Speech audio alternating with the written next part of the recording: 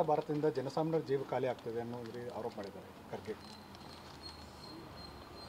ಯಾವುದಾದ್ರೂ ದೇಶ ವಿಕಸಿತ ಆದರೆ ಅದು ಜನರ ವಿಕಸಿತ ಆದಾಗ ಮಾತ್ರ ಸಾಧ್ಯ.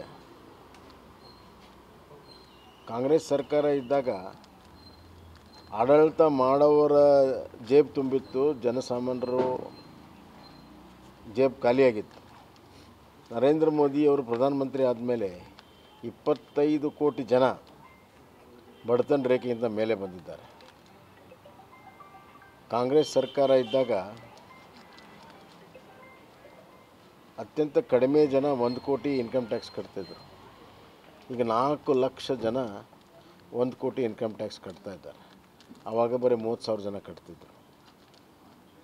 ಭಾರತ ವಿಕಸಗೊಳ್ತಾ ಇರೋಂಥದ್ದು ಪ್ರತಿಯೊಬ್ಬ ಭಾರತೀಯನಿಗೂ ಅನ್ನಿಸ್ತಾ ಇದೆ, ಹೊರಗಡೆ ದೇಶಕ್ಕೂ ಅನ್ನಿಸ್ತಾ ಇದೆ. ಶೇಕಡ 6.5% ಅಭಿವೃದ್ಧಿ ಆಗ್ತಿರುವಂಥದ್ದು ಬೇರೆ ಯಾವ ದೇಶದಲ್ಲೂ ಇಲ್ಲ. ಕಾಂಗ್ರೆಸ್ಸು ಮತ್ತು ಅವರ ಅಧ್ಯಕ್ಷರಿಗೆ ಏನಾಗಿದೆ ಅಂತಂದರೆ, ಕಾಂಗ್ರೆಸ್ ಅಭಿವೃದ್ಧಿ ಆದರೆ ಮಾತ್ರ ದೇಶ ಅಭಿವೃದ್ಧಿ ಅಂತ ತಿಳ್ಕೊಂಡಿದ್ದರು. ಇವತ್ತು ಬಡವರು, ದೀನ ದಲಿತರು, ಹೆಣ್ಮಕ್ಕಳು, ಯುವಕರು, ರೈತರು ಎಲ್ಲ ರಂಗದಲ್ಲಿ ಮುಂದೆ ಬರ್ತಾ ಇದ್ದಾರೆ, ಅಭಿವೃದ್ಧಿ ಆಗ್ತಾ ಇದೆ. ವಿಕಸಿತ ಭಾರತ ಕಲ್ಪನೆ ಇವತ್ತು ಸಾಕಾರಗೊಳ್ತಾ ಇದೆ. ಅದಕ್ಕೆ ಪ್ರತಿಯೊಬ್ಬರೂ ಕೂಡ ಕೈ ಜೋಡಿಸ್ತಾ ಇದ್ದಾರೆ. ಇದು ಕಾಂಗ್ರೆಸ್ನವ್ರಿಗೆ ಸಹಿಸೋಕ್ಕಾಗ್ತಾ ಇದೆ. ಮಮತಾ ಬ್ಯಾನರ್ಜಿ ಭಾರತದಿಂದ ಜನಸಾಮಾನ್ಯರ ಜೀವ ಖಾಲಿ ಆಗ್ತದೆ ಅನ್ನೋ ಆರೋಪ ಮಾಡಿದ್ದಾರೆ ಖರ್ಗೆ.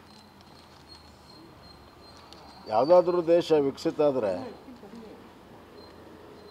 ಅದು ಜನರ ವಿಕಸಿತ ಆದಾಗ ಮಾತ್ರ ಸಾಧ್ಯ.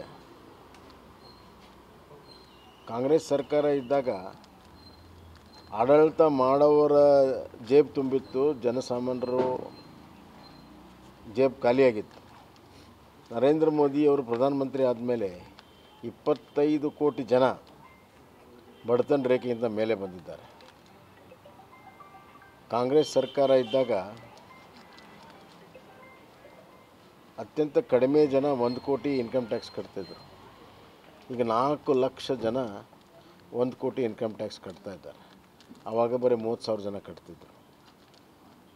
ಭಾರತ ವಿಕಸಗೊಳ್ತಾ ಇರೋಂಥದ್ದು ಪ್ರತಿಯೊಬ್ಬ ಭಾರತೀಯನಿಗೂ ಅನ್ನಿಸ್ತಾ ಇದೆ, ಹೊರಗಡೆ ದೇಶಕ್ಕೂ ಅನ್ನಿಸ್ತಾ ಇದೆ. ಶೇಕಡ 6.5% ಅಭಿವೃದ್ಧಿ ಆಗ್ತಿರುವಂಥದ್ದು ಬೇರೆ ಯಾವ ದೇಶದಲ್ಲೂ ಇಲ್ಲ.